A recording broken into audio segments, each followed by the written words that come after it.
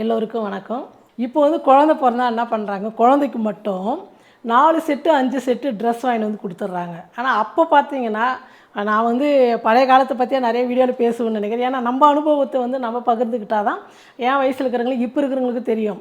அப்போல்லாம் வந்து delivery ஆனாவோ operation பண்ணாவோ first வந்து ஹார்லிக்ஸ், பூஸ்ட்டு, பன்னு, அப்புறம் வந்து பழங்கோ இது தாங்க வாங்கிட்டு வருவாங்க பார்க்கறதுக்கு. குழந்தைகள்லாம் வந்து அப்போ வந்து ரூ. 3 ரூ. 4 தான் அந்த கயிறு கட்டுற மாதிரி ட்ரெஸ். அது கூட கம்மியாக இருக்கும்னு நினைக்கிறேன். நான் சொல்கிறது 35 33 வருஷத்துக்கு முன்னாடி நான் சொல்கிறேன்.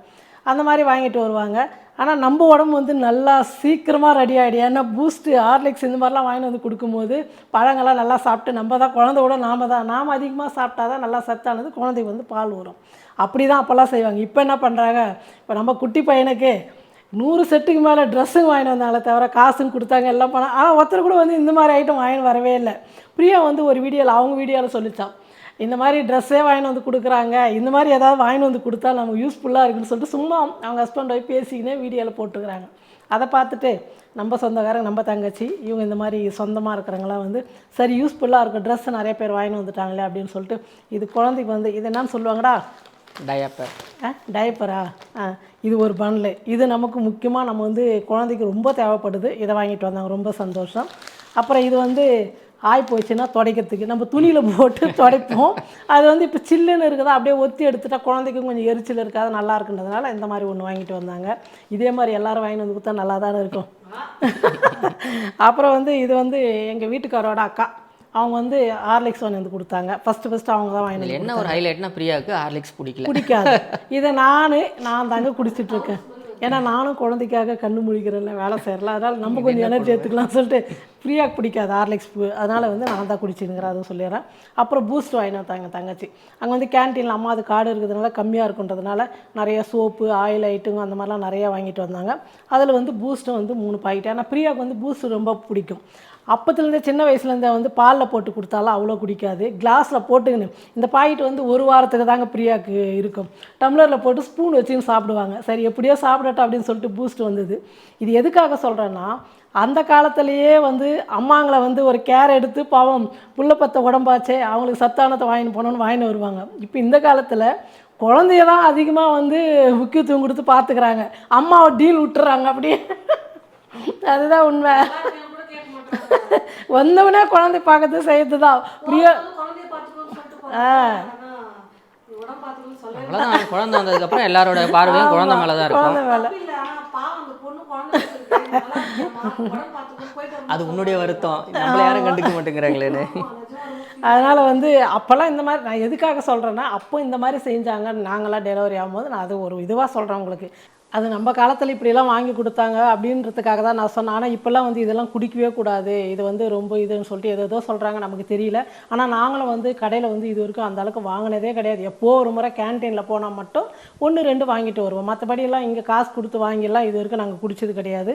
நம்ம பசங்க அந்த மாதிரி குடிக்க மாட்டாங்க. டீ, காஃபி, பால் தவிர வேறு எதுவும் குடிக்க. சின்ன வயசில் அதெல்லாம் சாப்பிட்டோம் போட்டுட்டு. ஆனால் இப்போ பாருங்க, வளர்ந்ததுக்கப்புறம் அதெல்லாம் காஃபி இருந்தால் போதும், டென்ஷனாக இருந்தால் ஒர்க் பண்ணும்போது டீ இருந்தால் போதும். ஆமாம், மேகிலாம் சின்ன வயசில் நிறைய சாப்பிடுவோம், இப்போ கொஞ்சம் அப்படியே குறைஞ்சு போச்சு. இந்த மாதிரி நிறைய வளர நிறைய ஹேபிட் வந்து எதுக்கு குறைஞ்சிச்சுன்னா, நிறைய விஷயம் வந்து நம்ம பார்க்குறோம், இதெல்லாம் வந்து சரியில்லை அப்படியெல்லாம் சொல்கிறாங்க இல்லையா.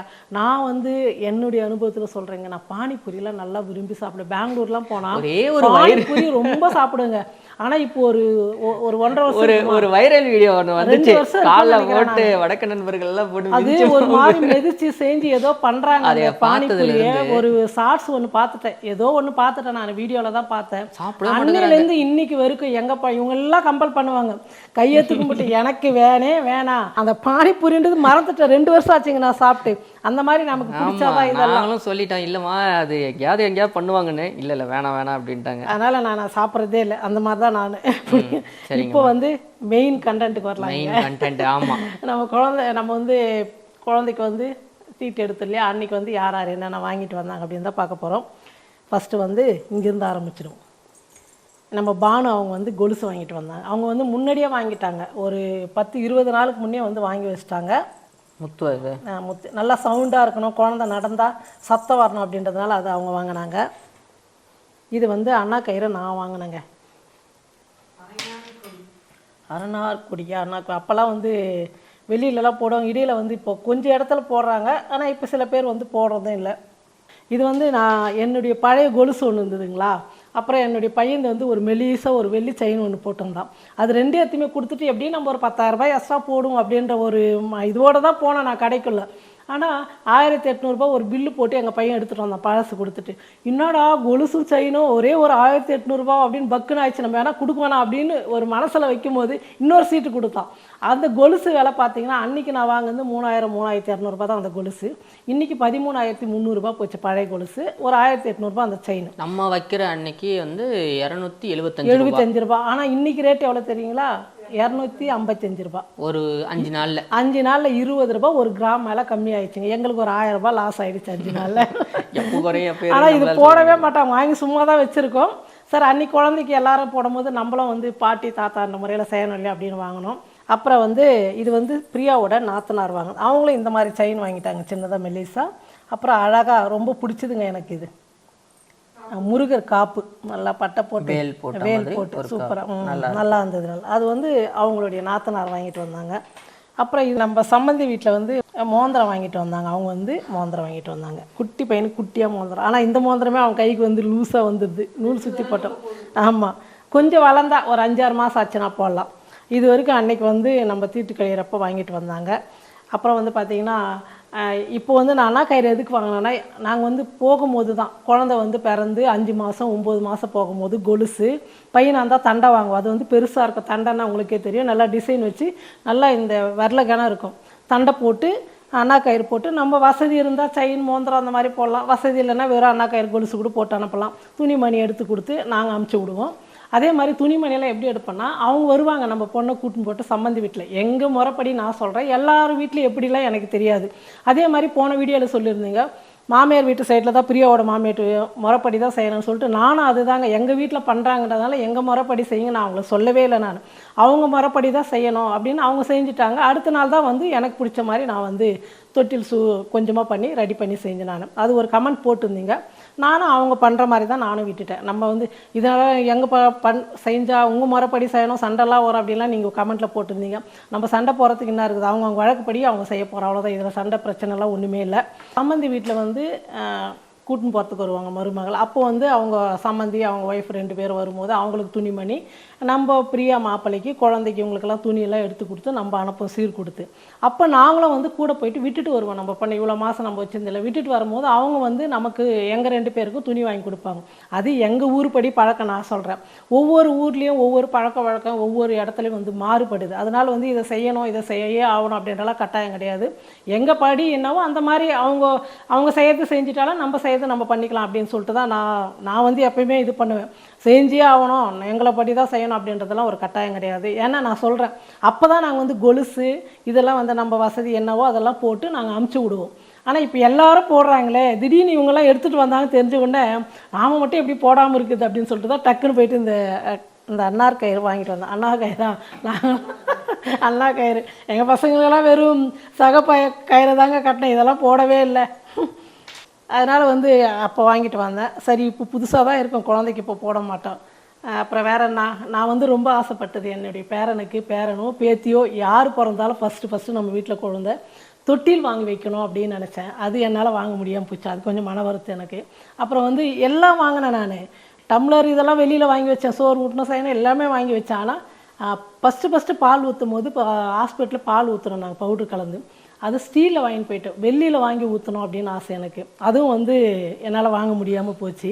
அது வாங்கியிருப்பேன், எவ்வளோ கஷ்டமாக இருந்தாலும் வாங்கியிருப்பேன். ஆனால் பிரியா வந்து வேஸ்ட்டுமா, அது ஒரு நாளைக்கு ஊற்றுவோம், அதுக்கப்புறம் சும்மா தான் இருக்கும், வேணாம் அப்படின்றதுனால அதை வந்து வாங்க முடியாமல் போயிடுச்சு. இது 2 வந்து என்னால் செய்ய முடியலையே அப்படின்றது கொஞ்சம் மன வருத்தம். குழந்தை வீட்டுக்கு வந்தவுடனே தொட்டிலில் போகணுன்றது பல நாள் கனவு. ஆனால் அது என்னால் வாங்கவே முடியாமல் போயிடுச்சு. ஏன்னா அந்தளவுக்கு ரேட் அதிகம். நான் ஒரு 5000 இருக்கும் பரவாயில்ல எப்படியும் அட்ஜஸ்ட் பண்ணி வாங்கிடலான்னு நினச்சேன். அதான் 20,000 25,000 30,000 போதே வாய் பழந்துட்டனாலாம். சரி ஓகே, நம்மளால் முடிஞ்சது ஒரு தொட்டில் கட்டி ஃபஸ்ட்டு அம்மாவுடைய புடையில். அதுவும் வந்து இப்போ கட்ட முடியாது, இப்போ 2வது மாதம் வைகாசியில் பிறந்தோன்னா ஆணி வந்துருச்சு.